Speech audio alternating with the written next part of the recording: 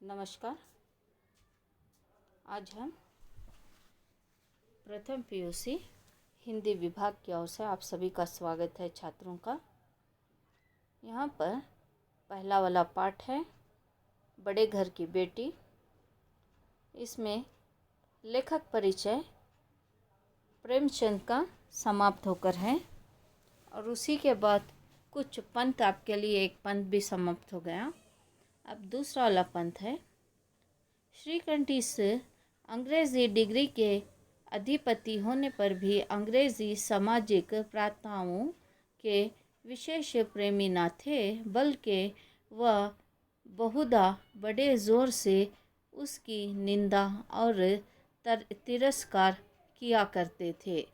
इससे गांव में उनका बड़ा सम्मान था। दशहरा के दिनों में वह बड़े उत्साह से रामलीला में सम्मिलित होते और स्वयं किसी न किसी पात्र का पाठ लेते थे। गौरीपुर में रामलीला के वही जन्मदाता थे। प्राचीन हिंदू सभ्यता का गुणगान उनकी धार्मिकता का प्रधान अंग था। सम्मिलित कुटुंब के तो वह एकमात्र उपासक थे। आजकल स्त्रियों को कुटुंब में मिलजुल कर रहने की जो आरुचि होती है, उसे वह जाति और देश दोनों के लिए हानिकारक समझते हैं। यही कारण था कि गांव की ललनाइयाँ उनकी निंदक थी। कोई तो उन्हें अपना शत्रु समझने में भी संकोच न करती थी। स्वयं उनकी पत्नी को ही इस विषय में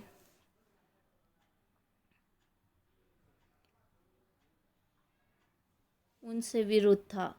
यह इसीलिए नहीं कि उसे अपने सास ससुर देवर या जेठ आदि के घृणा थी, बल्कि उसका विचार था कि यदि बहुत कुछ सहन और तरह देने पर भी परिवार के साथ निर्वाह हो सके, तो आए दिन की कलह से जीवन को नष्ट करने की अपेक्षा यही उत्तम है कि अपनी खिचड़ी अलग पकाई जाए। यहाँ पर श्रीकंठ के लिए वो एक बीए की डिग्री की है, उन्होंने अंग्रेज़ी में की है, फिर एक आयुर्वेद का कोर्स भी सीखे और उनके लिए जैसे लखनऊ और फिर कलकत्ता के बहुत से डॉक्टर्स के एडवाइस भी लिया करते थे और ये उन्हें से दिशा लेकर ये अपने कार्य को आगे बढ़ाने लगे। तो इनके घर से जिस तरह से एक पत्थर की ओखली कूटने की आवाज़ आती, जैसे एक संगीत की तरह, और इनके गांव में रामलीला जो एक वर्ष को एक बार मनाया जाता था, उसमें रामायण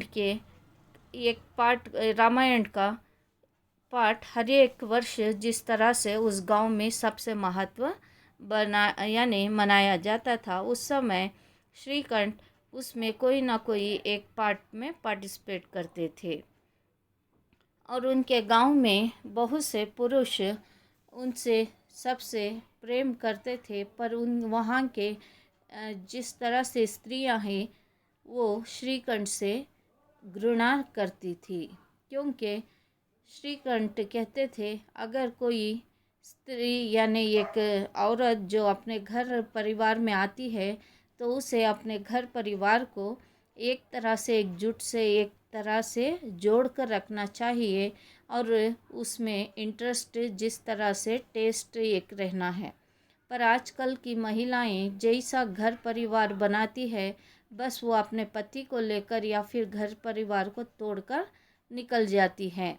तो ऐसे वाली स्त्रियों से घर संसार में और देश में बहुत सी आपत्तियां आती हैं।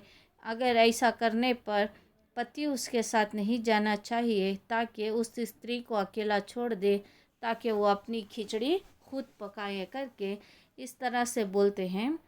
तो सारी स्त्रियां उस दिन का समय का प्रतीक्षा करती है जब इनकी पत्नी आएगी तो ये कैसा इनका घर परिवार संभालेगी। तो यहाँ पर जिस तरह से श्रीकंठ कहते हैं, जैसे सास हैं, ससुर है, देवर हैं, जेठ है, ये सारे जैसा उनके घर परिवार में एक लड़की अपने भाई बहन माता पिता से पली बड़ी होकर आकर हैं, तो वो क्यों अपने ससुराल में नष्ट कर देती हैं। तो इस तरह की बातें यहाँ पर श्रीकंठ गांव की सारी स्त्रियां उनसे ईर्ष्या करने लगती, क्योंकि स्त्रियां अपना परिवार जिस तरह से एक न्यूक्लियर फैमिली की तरह रहना चाहती है, जैन फैमिली की तरह नहीं। पर यहाँ पर श्रीकंठ के अनुसार किसी का कुटुंब ना टूटे करके वो एक प्रेम भावना से उस घर परिवार को संभालने की प्रयत्न करते थे। नेक्स्ट, आनंदी एक बड़े ऊंच कुल की लड़की थी। उसके बाप एक छोटी सी रियासत के तालुकदार थे। विशाल भवन, एक हाथी, 3 कुत्ते, बाजा, बहारी शिकारे, झाड़ फनुस, अनरेरी मजिस्ट्रेट और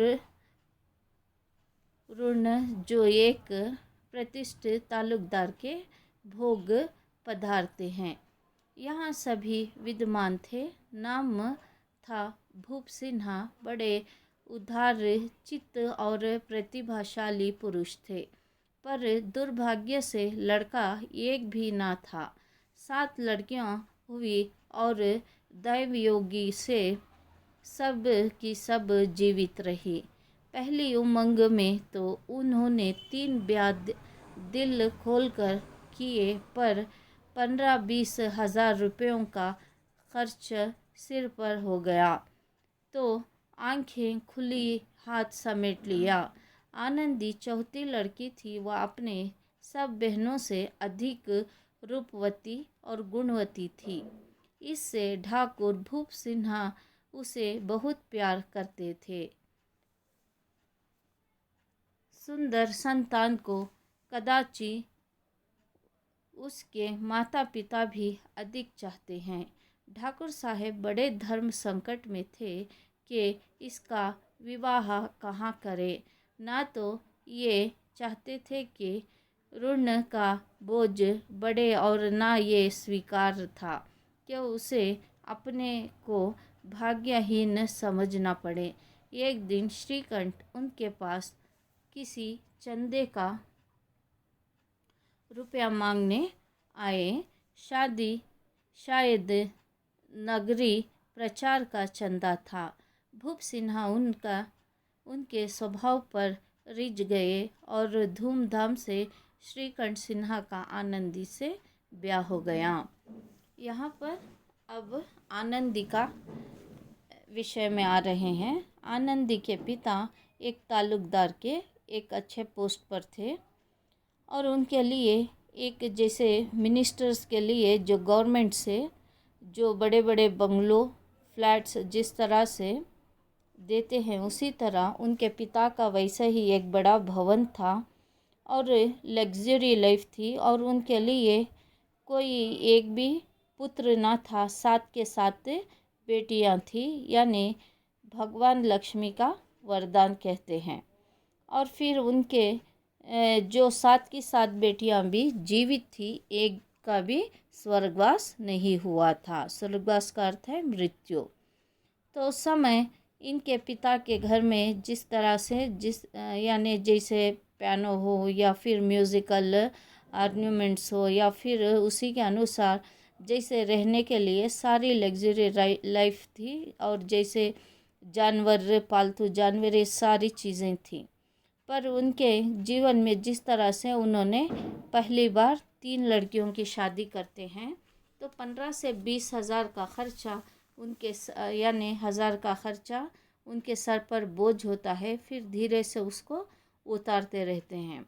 यहाँ पर अब चौथी संतान है आनंदी। आनंदी सबसे सुंदर, सुशील, अच्छे गुणों की थी। वो सोचते थे कि इसके रूप बहुत सुंदर है, पर इसके लिए इसका भाग्य भी उतना ही अच्छा हो जाए करके वो लड़कों की तलाश में रहते हैं। एक दिन उनके घर जिस तरह से एक कारण यानी कार्य के कारण श्रीकांत यानी वो अपने इस घर पर जाता है। श्रीकांत जिस तरह से एक चंदा लेने के लिए एक रूप में जिस तरह से नागरी प्रचार का चंदा करके कहते हैं, तो इसे लेने के लिए जाता है। तो उसके बात का उच्चारण और उसका स्वभाव देखकर यहाँ पर भूप सिन्हा उस पर बहुत सा प्रसन्न हो जाते हैं और उस पर निछावर हो जाते हैं। वो मन में ठान लेते हैं कि अगर मेरी लड़की को इस तरह का पति मिले तो उसका जीवन सफल हो जाएगा करके ये सोचने लगते हैं। यहाँ तक आपके लिए ये भाग समाप्त होता है। अगला भाग अगली कक्षा में। धन्यवाद।